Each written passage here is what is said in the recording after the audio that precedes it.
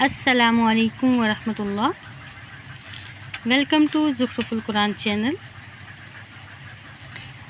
آج ہمارے بیان کا موضوع ہے آپ صلی اللہ علیہ وآلہ وسلم رفیق اعلیٰ کی جانب، یعنی کہ حیات مبارکہ کا آخری دن۔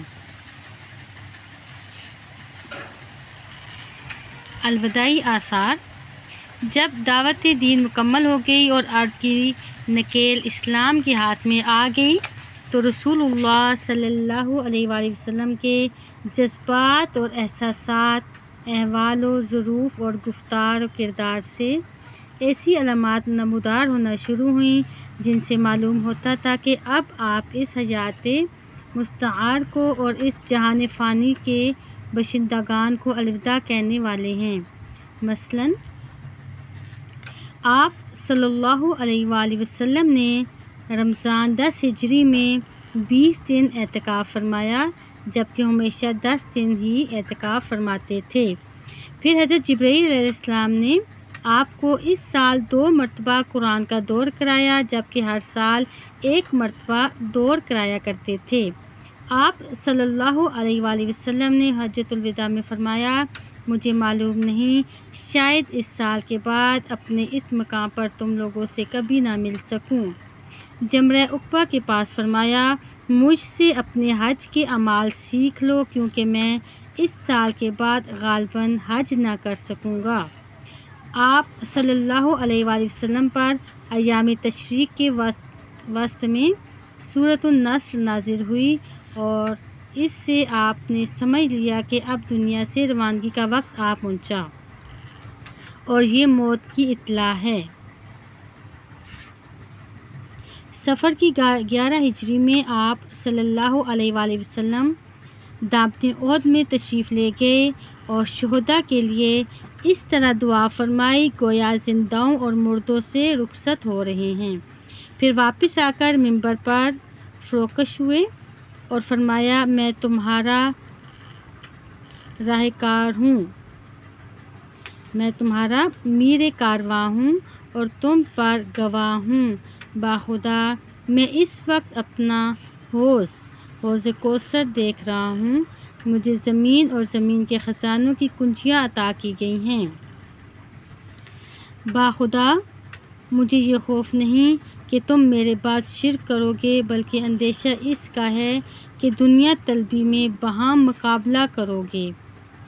ایک روز نصف رات کو آپ صلی اللہ علیہ وآلہ وسلم بقیع تشریف لے گئے اور اہل بقیع کے لیے دعائے مغفرت فرمائی۔ فرمایا، اے قبر والو، تم پر سلام۔ لوگ جس حال میں ہیں اس کے مقابلے میں تمہیں وہ حال مبارک ہو جس میں تم ہو۔ فتنے تاریخ رات کے ٹکڑوں کی طرح ایک کے پیچھے ایک چلے آ رہے ہیں۔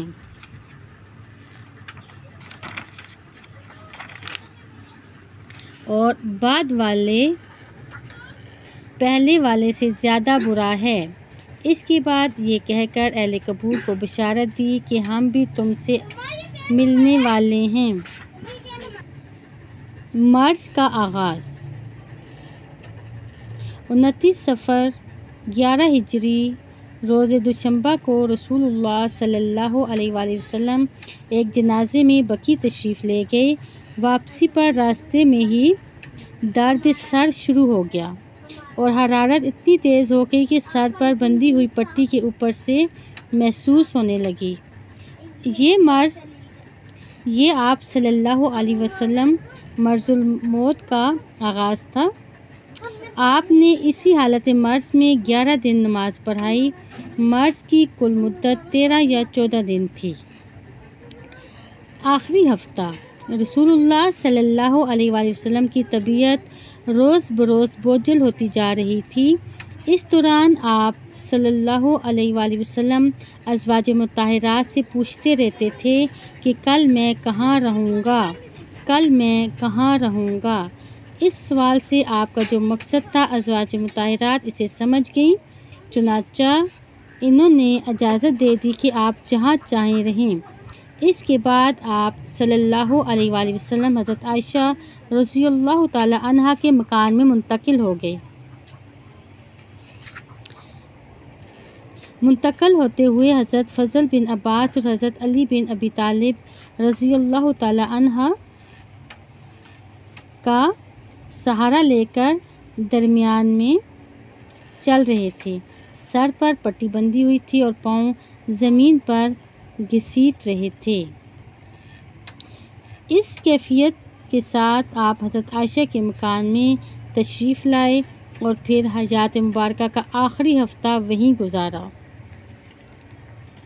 حضرت عائشہ رضی اللہ تعالی عنہ معوذتان اور معوذات اور رسول اللہ صلی اللہ علیہ وآلہ وسلم سے حفظ کی ہوئی دعائیں آپ پر دم کرتی رہتی تھی اور برکت کی امید میں آپ کا ہاتھ آپ کے جسم مبارک پر پھیرتی رہتی تھی۔ وفات سے 5 دن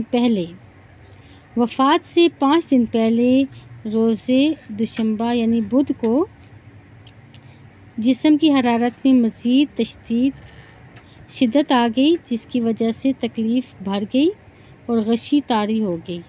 آپ صلی اللہ علیہ وسلم نے فرمایا، مجھ پر مختلف کنوؤں کے 7 مشغیزیں بہو تاکہ میں لوگوں کے پاس جا کر وصیت کر سکوں۔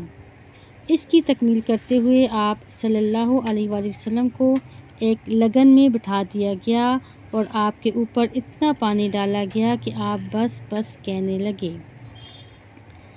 اس وقت آپ نے کچھ تخفیف محسوس کی اور مسجد میں تشریف لے گئے۔ سر پر پٹی بندھی ہوئی تھی، ممبر پر فروکش ہوئے اور بیٹھ کر خطبہ دیا۔ صحابہ اکرام گرد جمع تھے۔ فرمایا، یہود و نصارہ پر اللہ کی لعنت کہ انہوں نے اپنے انبیاء کی قبروں کو مساجد بنایا۔ ایک روایت میں ہے کہ یہود و نصارہ پر اللہ کی مار کہ انہوں نے اپنے انبیاء کی قبروں کو مسجد بنا لیا۔ آپ صلی اللہ علیہ وآلہ وسلم نے یہ بھی فرمایا، تم لوگ میری قبر کو بت نہ بنانا کہ اس کی پوجا کی جائے۔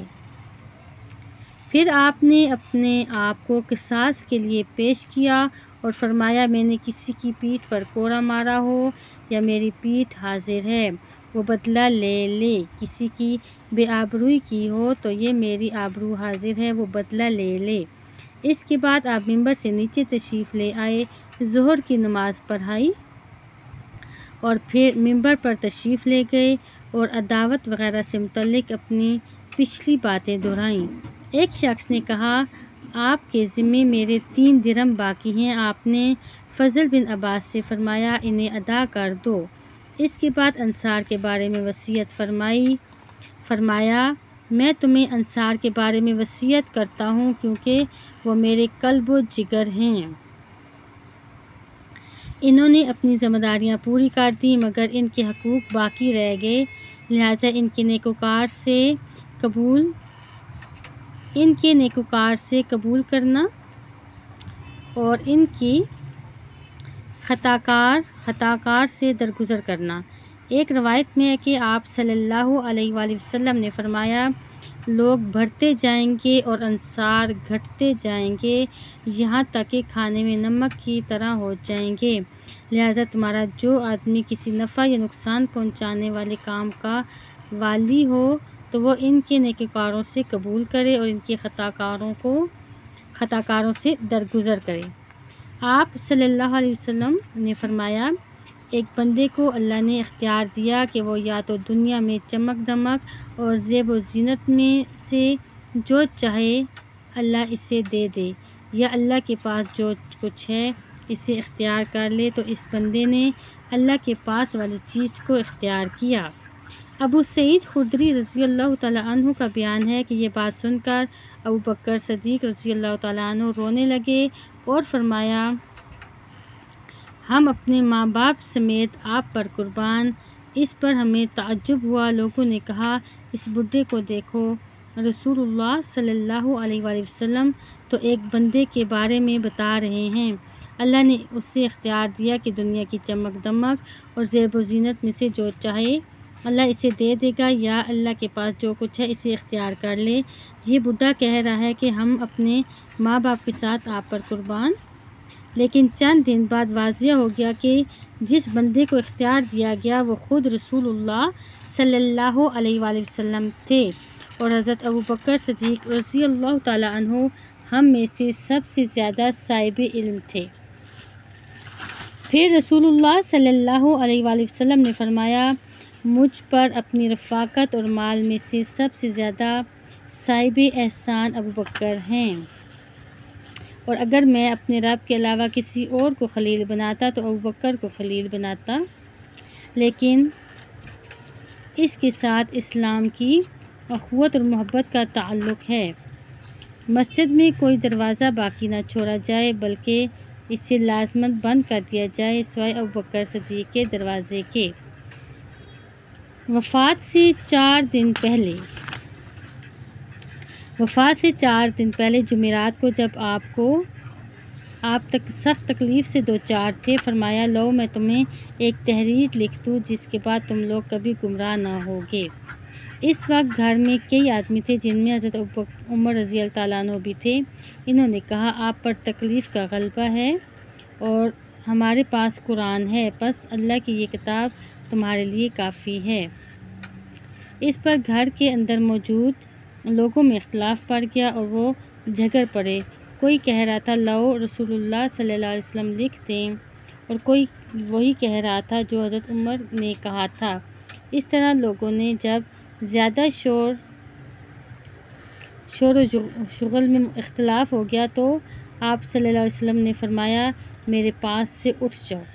پھر اسی روز آپ نے 3 باتوں کی وصیت فرمائی۔ ایک، اس بات کی وصیت کی کہ یہود و نصارہ اور مشرکین کو جزیرہ عرب سے نکال دینا۔ دوسرا، اس بات کی نصیحت کی کہ وفود کی اسی طرح نوازش کرنا جس طرح آپ کیا کرتے تھے۔ اور تیسری بات، راوی بھول گیا، غالباً کتاب و سنت کو مضبوطی سے پکڑے رہنے کی وصیت تھی، یا لشکر اسامہ کو روانہ کرنے کی وصیت تھی، یا آپ کا یہ ارشاد تھا کہ نماز اور تمہارے زیر دست یعنی غلاموں اور لونڈیوں کا خیال رکھنا۔ آپ صلی اللہ علیہ وآلہ وسلم مرض کی شدت کے باوجود اس دن تک یعنی وفات سے 4 دن پہلے تک تمام نمازیں خود ہی پڑھایا کرتے تھے۔ اس روز بھی مغرب کی نماز آپ ہی نے ہی پڑھائی اور اس میں سورہ مرسلات پڑھی۔ لیکن عشاء کے وقت مرض کا ثقل اتنا بڑھ گیا کہ مسجد میں جانے کی طاقت نہ رہی۔ حضرت عائشہ رضی اللہ تعالیٰ عنہا کا بیان ہے کہ نبی صلی اللہ علیہ وآلہ وسلم نے دریافت فرمایا کہ کیا لوگوں نے نماز پڑھ لی؟ ہم نے کہا، نہیں یا رسول اللہ، آپ کا انتظار کر رہے ہیں۔ آپ نے فرمایا، میرے لیے لگن میں پانی رکھو۔ ہم نے ایسا ہی کیا۔ آپ نے غسل فرمایا، اس کے بعد اٹھنا چاہا لیکن آپ پر غشی طاری ہو گئی۔ پھر افاقہ ہوا تو آپ نے دریافت کیا، کیا لوگوں نے نماز پڑھ لی؟ ہم نے فرمایا، نہیں یا رسول اللہ، سب آپ کا انتظار کر رہے ہیں۔ اس کے بعد دوبارہ اور پھر 100 پارہ وہی بات پیش آئی جو پہلی بار پیش آئی تھی۔ آپ نے غسل فرمایا، پھر اٹھنا چاہا تو آپ پر غشی طاری ہو گئی۔ بالآخر آپ صلی اللہ علیہ وآلہ وسلم نے حضرت ابوبکر صدیق رضی اللہ تعالیٰ عنہ کو کہلوا بھیجا کہ تم لوگوں کو نماز پڑھاؤ۔ چنانچہ ابوبکر صدیق رضی اللہ تعالیٰ عنہ نے ان ایام میں نماز پڑھائی۔ نبی صلی اللہ علیہ وآلہ وسلم کی حیات مبارکہ میں ان کی پڑھائی ہوئی نمازوں کی تعداد 17 ہے۔ حضرت عائشہ نے نبی صلی اللہ علیہ وآلہ وسلم سے 3 یا 4 بار مراجعہ فرمایا کہ امامت کا کام ابوبکر صدیق رضی اللہ تعالیٰ عنہ کے بجائے کسی اور کو سونپ دیں۔ ان کا منشا یہ تھا کہ لوگ ابوبکر کے بارے میں بدشگون نہ ہوں، لیکن نبی صلی اللہ علیہ وآلہ وسلم ہر بار انکار فرما دیتے اور فرماتے، تم سب یوسف والیاں ہو، ابوبکر کو حکم دو وہ لوگوں کو نماز پڑھائیں۔ وفات سے 1 دن یا 2 دن پہلے ہفتہ یا اتوار کو نبی صلی اللہ علیہ وآلہ وسلم نے اپنی طبیعت میں قدر تخفیف محسوس کی، چنانچہ 2 آدمیوں کے درمیان چل کر ظہر کی نماز کے لیے تشریف لائے۔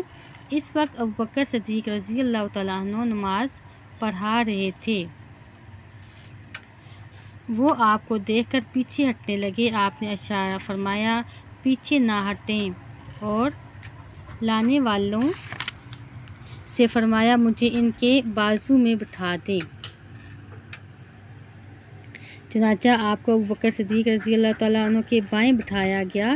اس کے بعد ابوبکر صدیق رضی اللہ تعالیٰ عنہ رسول اللہ صلی اللہ علیہ وسلم کی نماز کی اقتدار کر رہے تھے اور صحابہ کو تکبیر سنا رہے تھے۔ ایک دن پہلے وفات سے ایک دن پہلے بروز اتوار نبی صلی اللہ علیہ وآلہ وسلم نے اپنے تمام غلاموں کو آزاد کر دیا۔ پاس میں 7 دینار تھے، انہیں صدقہ کر دیا۔ اپنے ہتھیار مسلمانوں کو ہبہ کر دیے۔ رات میں چراغ جلانے کے لیے حضرت عائشہ رضی اللہ تعالیٰ عنہا نے تیل پروسن سے ادار لیا۔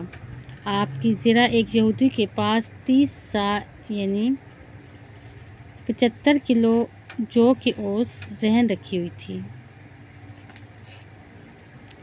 حیات مبارکہ کا آخری دن۔ حضرت انس رضی اللہ تعالیٰ عنہ کا بیان ہے کہ دوشنبہ کے روز مسلمان نماز فجر میں مصروف تھے۔ ابوبکر صدیق رضی اللہ تعالیٰ عنہ امانت فرما رہے تھے کہ اچانک رسول اللہ صلی اللہ علیہ وآلہ وسلم نے حضرت عائشہ رضی اللہ تعالیٰ عنہا کے حجرے کا پردہ اٹھایا اور صحابہ پر جو صفیں باندھے نماز میں مصروف تھے نظر ڈالی، پھر تبسم فرمایا۔ ادھر ابوبکر صدیق رضی اللہ تعالیٰ عنہ اپنے ایر کے بال پیچھے ہٹے کہ صف میں جا ملے۔ انہوں نے سمجھا آپ نماز کے لیے تشریف لانا چاہتے ہیں۔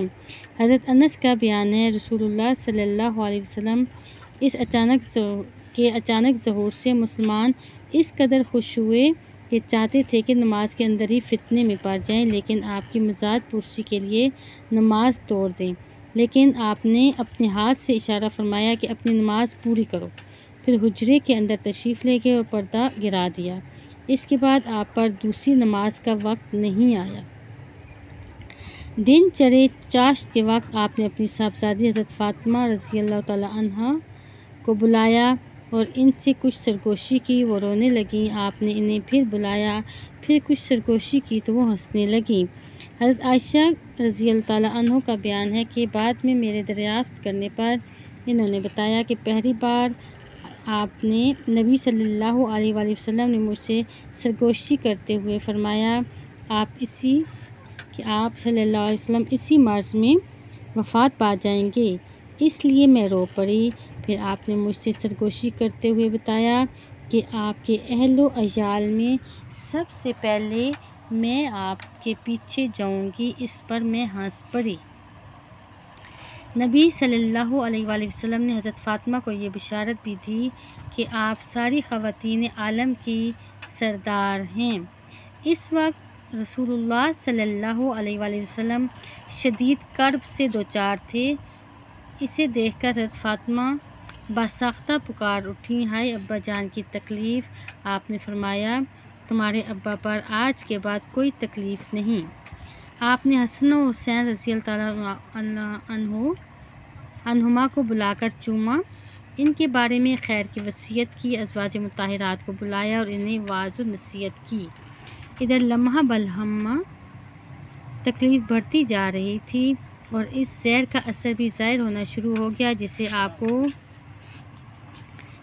آپ کو خیبر میں کھلایا گیا تھا۔ چنانچہ آپ حضرت عائشہ سے فرماتے تھے اے عائشہ، خیبر میں جو کھانا میں نے کھایا تھا اس کی تکلیف برابر محسوس کر رہا ہوں۔ اس وقت مجھے محسوس ہو رہا ہے کہ اس زہر کے اثر سے میری رگ جان کٹی جا رہی ہے۔ آپ نے صحابہ اکرام کو بھی وصیت کی، نماز نماز اور تمہارے زیر دست یعنی لونڈیاں غلام۔ آپ نے یہ الفاظ کئی بار دہرائے۔ نزع رواں یعنی نزع کی حالت شروع ہو گئی اور حضرت عائشہ نے آپ کی اپنے اوپر ٹیک لگوا دی۔ ان کا بیان ہے کہ اللہ کی ایک نعمت مجھ پر یہ ہے کہ رسول اللہ صلی اللہ علیہ وآلہ وسلم نے میرے گھر میں میری باری کے دن میرے سینے سے ٹیک لگائے ہوئے وفات پائی، کہ رسول اللہ صلی اللہ علیہ وسلم نے میرے گھر میں میری باری کے دن میرے سینے سے ٹیک لگاتے ہوئے وفات پائی، اور آپ کی موت کے وقت اللہ نے میرا لعاب آپ کے لعاب سے اکٹھا کر دیا۔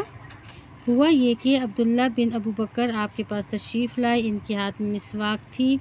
رسول اللہ صلی اللہ علیہ وآلہ وسلم مجھ سے ٹیک لگائے ہوئے تھے۔ میں نے دیکھا کہ آپ مسواک کی طرف دیکھ رہے ہیں، میں سمجھ گئی کہ آپ مسواک چاہتے ہیں۔ میں نے پوچھا آپ کے لیے لے لوں؟ آپ نے سر سے اشارہ فرمایا ہاں۔ میں نے مسواک لے کر آپ کو دی تو آپ کو کڑی محسوس ہوئی۔ میں نے اسے آپ کے لیے نرم کر دیا۔ آپ نے سر کے اشارے سے کہا ہاں۔ میں نے مسواک نرم کر دی اور آپ نے نہایت اچھی طرح مسواک کی۔ آپ کے سامنے کٹورے میں پانی تھا۔ آپ پانی میں دونوں ہاتھ ڈال کر چہرہ پوچھتے جاتے تھے اور فرماتے جاتے تھے لا الہ الا اللہ، اللہ کے سوا کوئی معبود نہیں، موت کے لیے سختیاں ہیں۔ مسواک سے فارغ ہوتے ہی آپ نے انگلی یا ہاتھ اٹھائی، نگاہ چھت کی طرف بلند کی اور دونوں ہونٹوں پر کچھ حرکت محسوس ہوئی۔ حضرت عائشہ رضی اللہ تعالیٰ عنہ نے کان لگایا تو آپ فرما رہے تھے ان انبیاء، صدیقین، شہداء اور صالحین کے ہمراہ جنہیں تو نے انعام سے نوازا، اے اللہ مجھے بخش دے، مجھ پر رحم کر اور مجھے رفیق اعلیٰ میں پہنچا دے، اے اللہ رفیق اعلیٰ۔